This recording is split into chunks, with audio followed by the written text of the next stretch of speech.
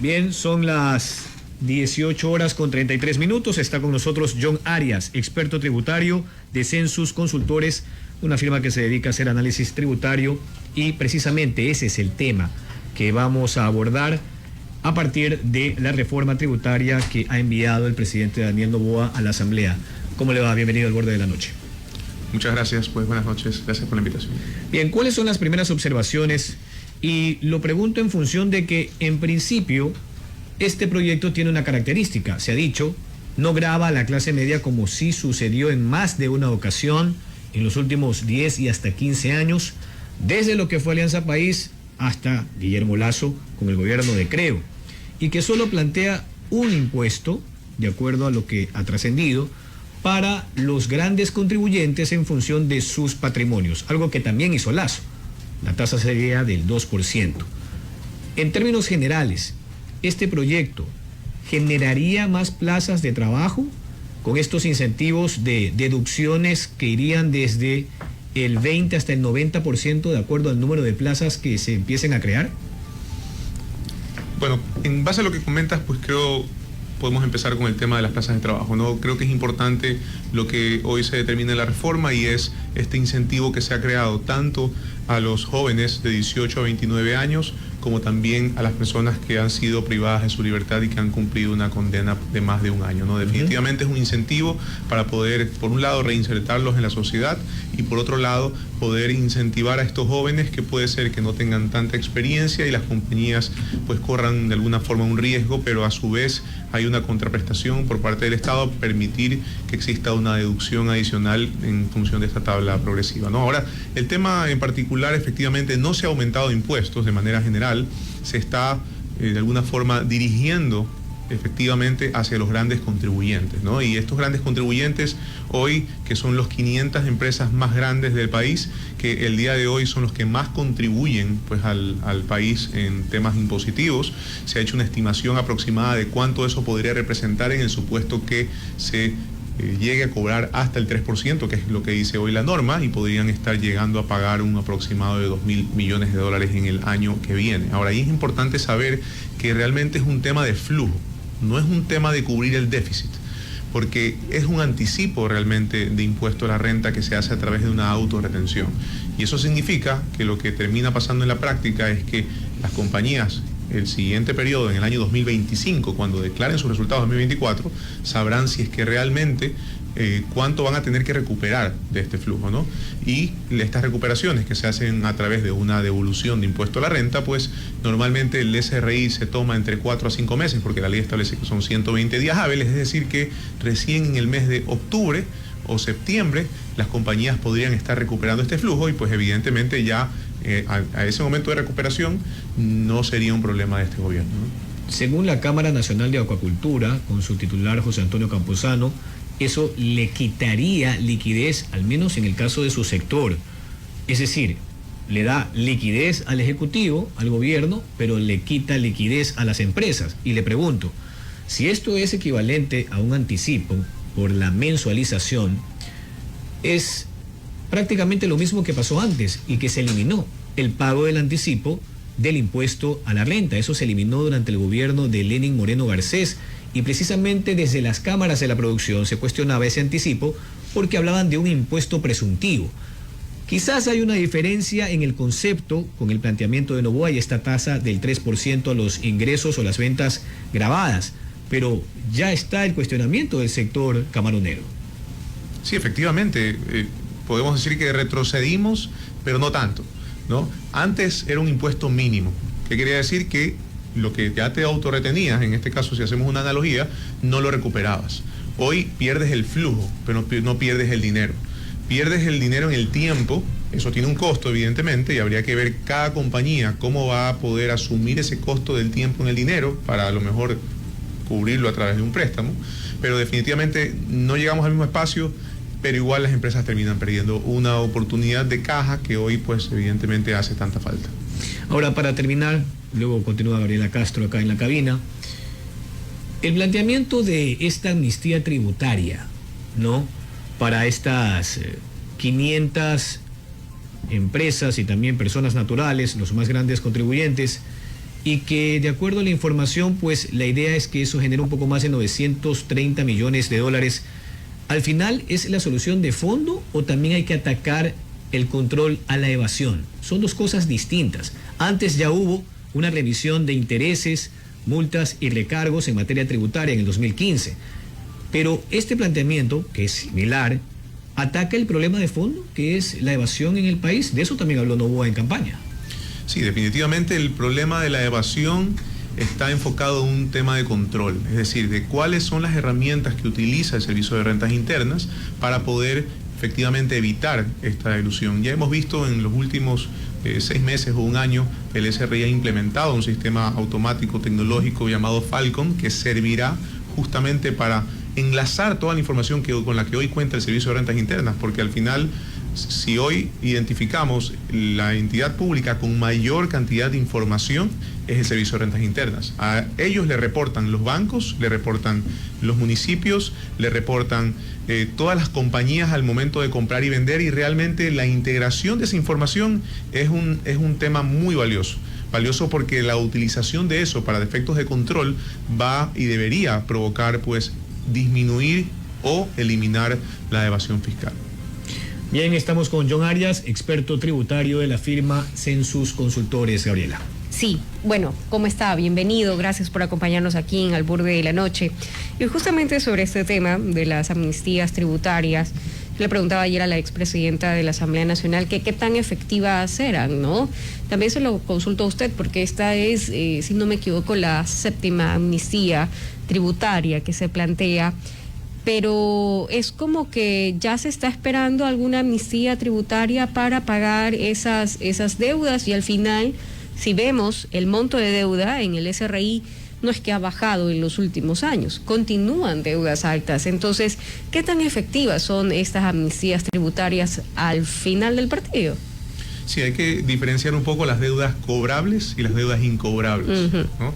Hay muchas deudas que efectivamente se mantienen desde hace muchísimos años, y eso básicamente se denota por la imposibilidad del SRI de poder cobrar estas deudas.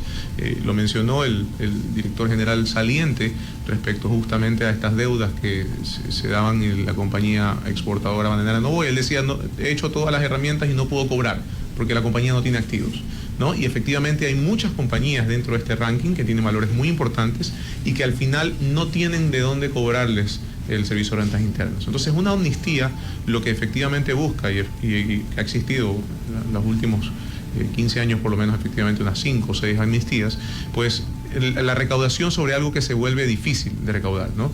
Eso por un lado. Y por otro lado también es ahorrarle de alguna forma al Estado estos litigios que se dan en sedes judiciales y que al final pueden tener un escenario o favorable o desfavorable para el Estado.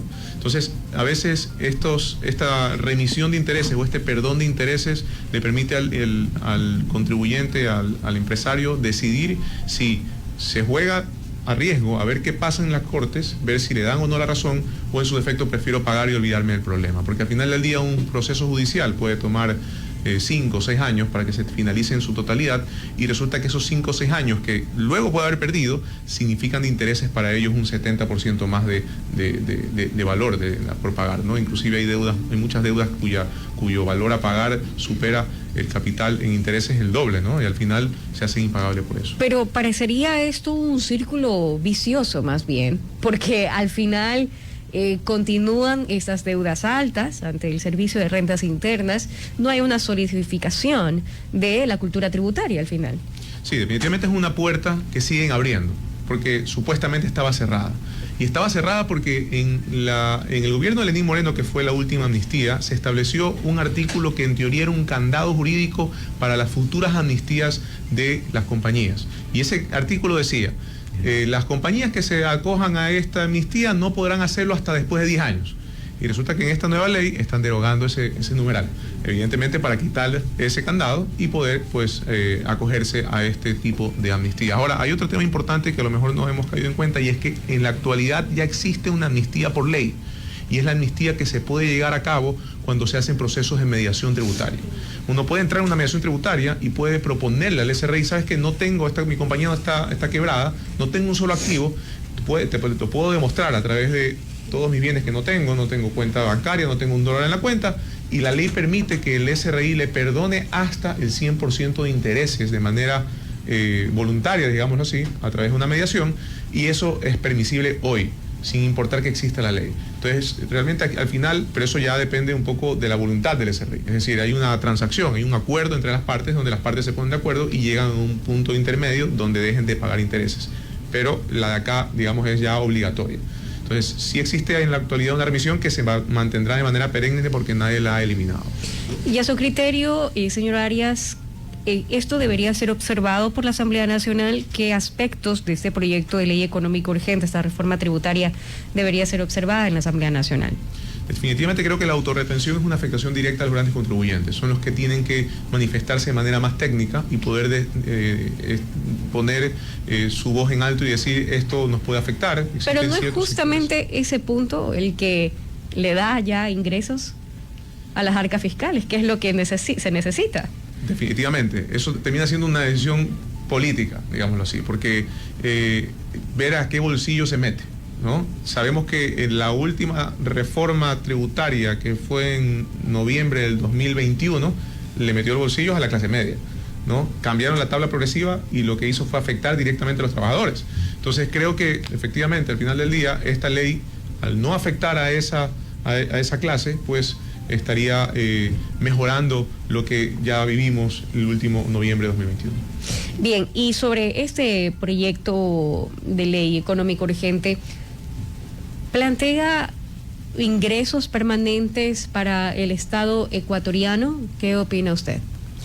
Bueno, los ingresos se pueden dar de varias formas, ¿no? El primero está relacionado a la tasa, las zonas francas, por ejemplo, es un tema importante e interesante de saber, que no está directamente relacionado como un impuesto, sino más bien como un incentivo de economía circular, ¿no? Lo que ahí de alguna forma están buscando es que se invierta en lugares específicos o en lugares o sectores físicos específicos para que en la finalidad se puedan ahí invertir lugares ya sea de industria o ya sea de manufactura, y con esto lograr que estas compañías o estas personas que se establezcan en este lugar pues tengan una exoneración del impuesto a la renta. Pese a que en teoría el Estado perdería por el lado del impuesto a la renta, lo que se busca es que ingrese dinero dentro de la economía y pues pueda haber más plazas de trabajo, pueda haber mayor compras dentro de las cosas que necesitarían para poder producir dentro de estos lugares, ¿no? Y justamente sobre las zonas francas, lo tratábamos con nuestro anterior entrevistado, con el asambleísta Camilo Salinas, pero ya hay una figura que son las zonas especiales de desarrollo que está contemplado en el Código de la Producción. ¿Por qué esa figura no ha tenido resultado? Esa figura está desde el 2010 aproximadamente.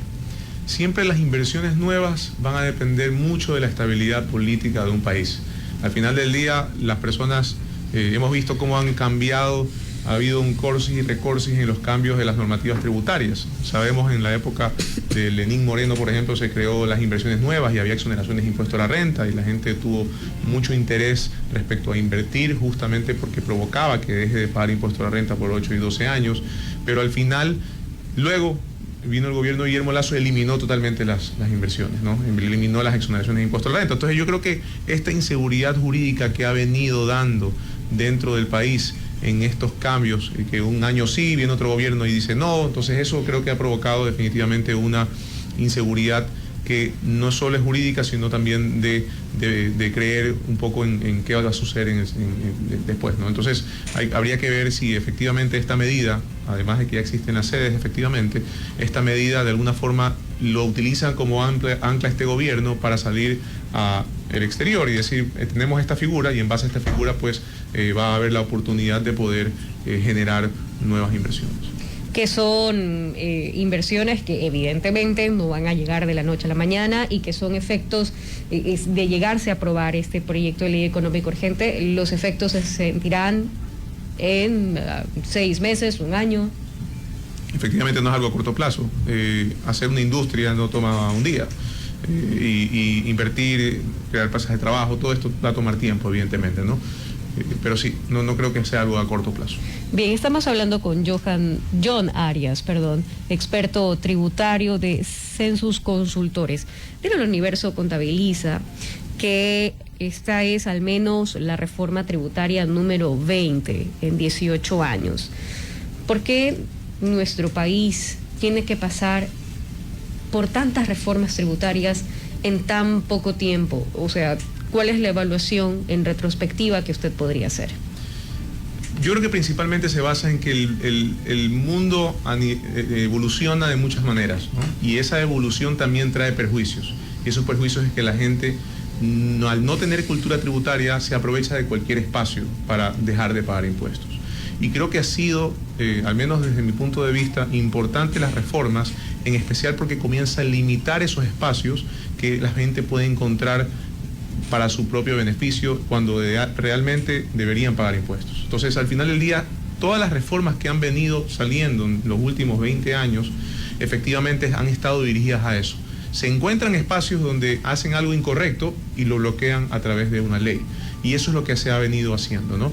En esta norma hemos visto también ciertas cosas que se habla de diferentes temas que buscan limitar justamente el aprovechamiento de los contribuyentes cuando quieren aprovechar la norma para evadir, y lo que se busca a través de esto, y todos los años que se han hecho las reformas, definitivamente siempre se ha incluido algo más. El Servicio de Rentas Internas trabaja mucho en esto, porque está al tanto de qué es lo que está pasando en los medios, encuentra glosas a los contribuyentes y luego las ingresa dentro de los procesos, de los proyectos de reformas tributarias, juntamente para evitar que existan abusos del derecho, y eso creo que es lo correcto al final del día. Listo, con eso concluyo, señor Arias. Ya se lo consultaba a Jorge sobre esos incentivos que otorga el presidente Daniel Noboa en su proyecto de ley para que las empresas creen plazas de trabajo, pues sí, beneficios, les dan algunos incentivos tributarios. Pero al final de cuentas, ¿qué tanto eso podría ayudar si no va de la mano con una reactivación económica? Porque una empresa, si no está en la mejor de su situación financiera, por más incentivos que le plantees, no va a contratar más personal, si más bien está pensando en reducir personal. Entonces, solamente con esto basta. ¿Qué podemos decir también de las reformas al Código de Trabajo, que es lo que también permitiría dinamizar la creación de empleos formales en el país?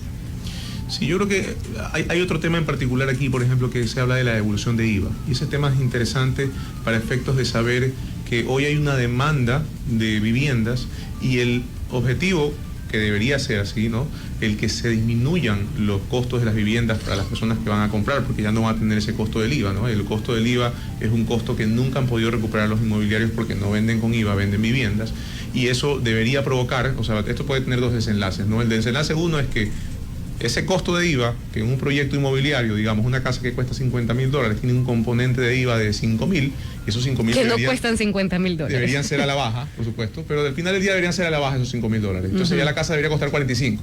Entonces, ese debería ser el beneficio para el comprador. Entonces, ese puede ser un desenlace, pero el otro desenlace, que espero que no sea así, eso lo vamos a ver en los siguientes meses si es que la reforma se aprueba, que los empresarios mantengan los precios. Y el mantener los precios significa que al final ese dinero que se están ahorrando va a ser a su bolsillo, ¿no? Entonces ese doble desenlace hay que estar atentos y vigilantes justamente de que la reforma tenga un fin social y que disminuya los precios y no que beneficiemos los bolsillos de unos pocos. Perfecto. Y respecto a la efectividad de estos incentivos tributarios que verían acompañados a reformas a un Código de Trabajo. Definitivamente creo que el tema laboral en el país siempre ha estado un poco limitado, ¿no? De alguna forma los tipos de contratación, y eso siempre ha tenido un límite muy importante, pese a que en la época pues del COVID se creó este contrato especial emergente y ha apoyado de alguna forma para perder el miedo a las nuevas contrataciones, ¿no? Pero sí, definitivamente se debe buscar algo que permita un poco más de flexibilidad para los empresarios, para no estar intranquilos a que solo con el cumplimiento de un periodo de prueba, por ejemplo, de 3 meses, ya con eso ya estar anclado un empleado que puede ser que a los 6 meses no me rinda, ¿no? Y aunque después de pasado el año no cumpla las expectativas y pues esté en la obligación de mantenerlo, ¿no?, por una indemnización que tenga que dar. Entonces, al final ese tema puede ser un poco mejor a través de una flexibilización del tema. Bien. Bien, son varios de los criterios de John Arias, el ex experto tributario de Census Consultores. Muchísimas gracias por habernos acompañado aquí al borde de la noche. Encantado, Varela. Muchas gracias. Bien, amigos, 6 de la tarde con 51 minutos. Vamos a una pausa comercial y regresamos.